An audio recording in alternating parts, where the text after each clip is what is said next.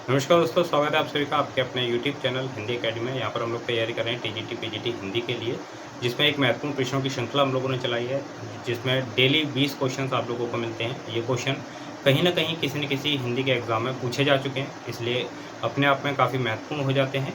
पिछली क्लासेस अगर नहीं देखी हैं आप लोगों ने तो ज़रूर देख लीजिएगा, क्योंकि उसमें भी आप लोगों को बहुत ज़्यादा महत्वपूर्ण प्रश्न बताए गए हैं। और एक रिक्वेस्ट आप सभी साथियों से ज़रूर करना चाहूँगा कि एक नोटबुक ज़रूर बना लीजिएगा, और जो भी साथी हैं जो रेगुलर क्लासेस देखते हैं, नोटबुक बना लीजिए और उसमें डेली जो 20 क्वेश्चंस हैं उसमें ऐड करते रहिएगा।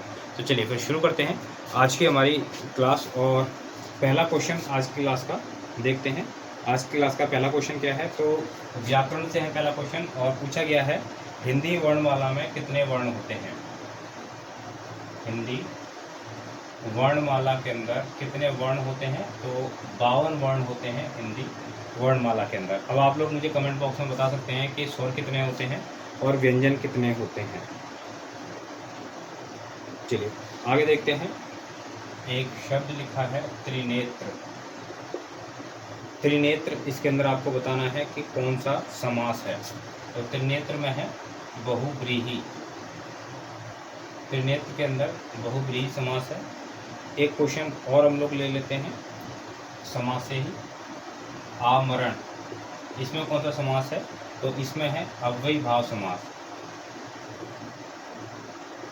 अव्ययी भाव समास इसके अंदर है। क्वेश्चन नंबर 4 देखेंगे।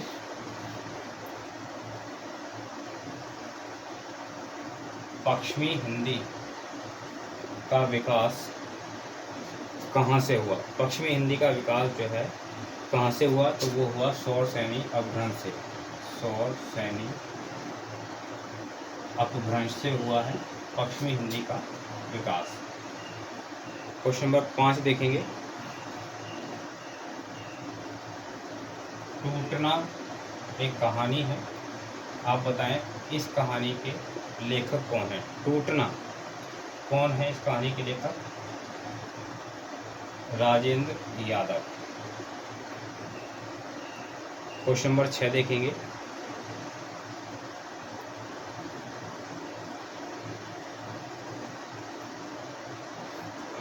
एक महत्वपूर्ण पंक्ति है, इन मुसलमान हरिजन पे कोटिक हिंदू वारिये। इन मुसलमान हरिजन पे कोटिक हिंदू वारिये, ये काफ़ी महत्वपूर्ण पंक्ति है। और आपको क्या बताना है कि ये पंक्ति किसकी है, तो ये पंक्ति है भारतेंदु जी की। अब आपको कमेंट बॉक्स में मुझे बताना है कि भारतेंदु जी ने ये किसके लिए कही थी, ये जो पंक्ति है किसके संदर्भ में कही है भारतेंदु जी ने, ये मुझे कमेंट बॉक्स में आप लोग ज़रूर बताइएगा। काफ़ी महत्वपूर्ण है, दोनों ही क्वेश्चन आपके एग्जाम में पूछ लिए जाते हैं। अपभ्रंश का वाल्मीकि। अपभ्रंश का वाल्मीकि किसे कहा जाता है, तो अपभ्रंश का वाल्मीकि कहा जाता है स्वयंभू को। क्वेश्चन नंबर 8 देखें।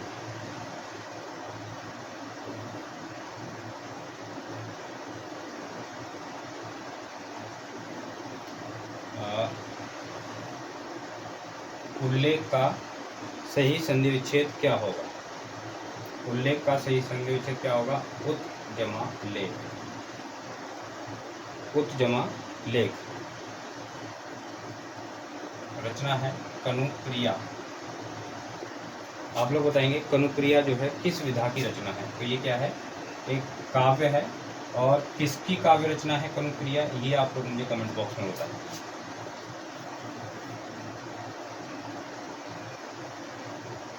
आत्मजयी किसकी रचना है, आत्मजयी रचना किसकी है, ये आप मुझे बताइए। तो किसकी है, अज्ञे जी। क्वेश्चन नंबर 11 देखेंगे।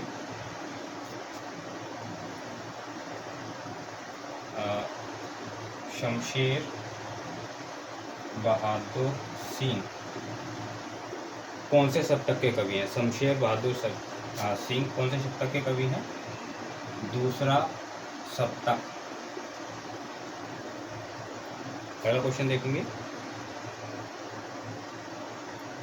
किस काव्यधारा को मार्क्सवाद का साहित्यिक संस्करण कहा जाता है? मार्क्सवाद का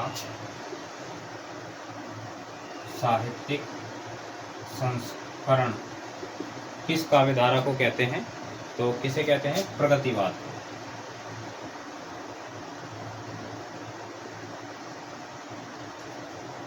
चलिए आगे चलें, इसको रख करके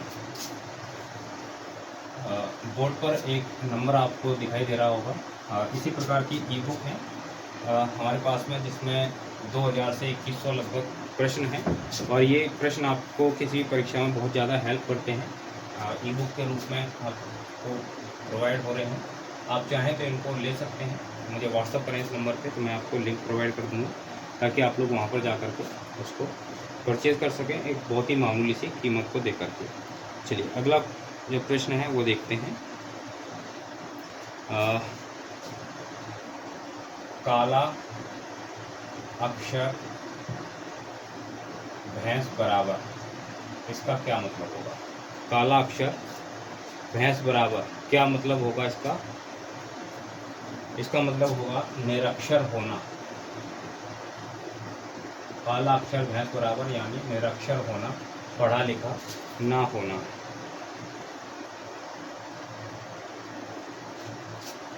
अगला है डंके की चोट पर कहना, इसका क्या मतलब हुआ? डंके की चोट पर कहना यानी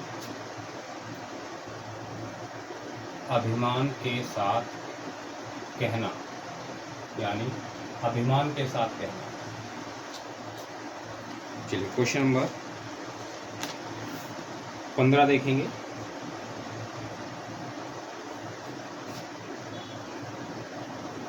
निराला की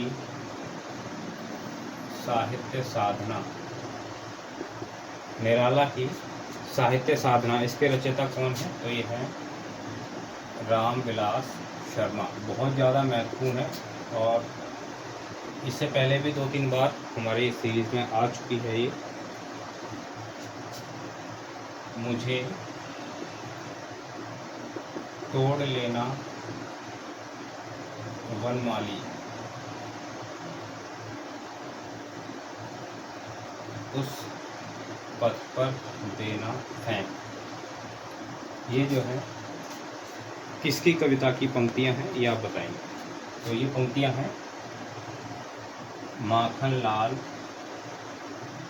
चतुर्वेदी। और माखनलाल चतुर्वेदी के संबंध में क्वेश्चन हमेशा पूछा जाता है कि एक भारतीय आत्मा किसे कहते हैं? तो भारतीय आत्मा कहकर के किसको बुलाते हैं? माखनलाल चतुर्वेदी जी को। देखिए बहुत ही महत्वपूर्ण क्वेश्चन है। वेदना की कवित्री किसे कहा जाता है? वेदना की कवित्री किसे कहा जाता है? तो उत्तर क्या हो जाएगा? महादेवी वर्मा। वेदना की कवित्री महादेवी वर्मा। क्वेश्चन नंबर 18 देखेंगे। पल्लव के रचयिता कौन है? तो पल्लव के रचयिता हैं सुमित्रानंद पंत। क्वेश्चन नंबर 19 देखेंगे। कामायनी किस काल की रचना है? कामायनी किस काल की रचना है? तो यह है छायावाद की रचना। और 2 क्वेश्चन आप लोग मुझे कमेंट बॉक्स में बताएंगे कामायनी से संबंधित। कामायनी रचना किसकी है और कामायनी के अंदर कितने सर्ग हैं?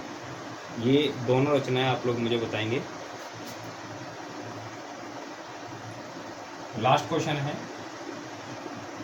बसेरे से दूर किस प्रकार की रचना है? बसेरे से दूर किस विधा की रचना है? तो ये है आत्मकथा।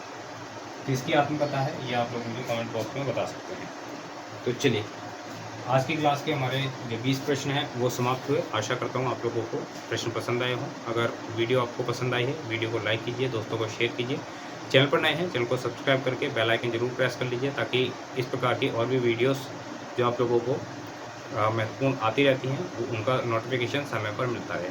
तो चलिए मिलते हैं हम लोग अगली वीडियो में अगले प्रश्नों के साथ में। बहुत बहुत धन्यवाद सभी साथियों का।